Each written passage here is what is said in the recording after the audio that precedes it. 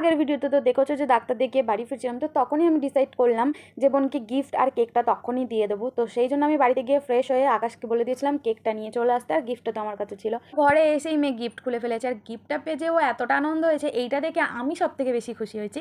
তো তারপরের দিনকার জেম্মা অনেক মেনু করেছে, আমি কিছু কাজে ব্যস্ত ছিলাম বলে আমি ভিডিও নিতে পারিনি। তো বোনের বার্থডেটা না খুব স্পেশাল, কেন বলো তো? প্রত্যেকবার 26শে মে কোনো না কোনো ঝড় আসতেই থাকে। যেরকম আগের বারে এসেছিল আমফান আর এবারে এসেছে রেহমান। তো ওকে বলি তোর বার্থডেটা যেরকম ঝড়ের মধ্যে দিয়ে কাটছে, তুই না কোন দিন উঠে যাস। যাই হোক, কোনো ঝড়ই আমাদের কিছু করতে পারে না, কারণ প্রত্যেকবারের মতনই আমরা ঠিক অন্ধকারেতে ওর বার্থডেটা সেলিব্রেট করি। যাই হোক, বোন প্রচুর প্রচুর গিফট পেয়েছে, সেই গিফটগুলো খুলবো সেটার জন্যই অপেক্ষা করছিলাম। তো তারপরে বুঝতেই পারছো জাম্বো আছে আর সেখানে হুড়োহুড়ি মস্তি, এইটুকুনি হবে না, এটা হতে পারে বলো? তো যাই হোক, সব কিছু মিটে যাওয়ার পর প্রচুর কেক হয়ে গেছিলো, যেগুলো সবাইকে দিতে হবে, সেই জন্য কাটিং করতে বসে গেছি। তো আমরা দিনটা খুব ভালো করে কাটিয়েছি।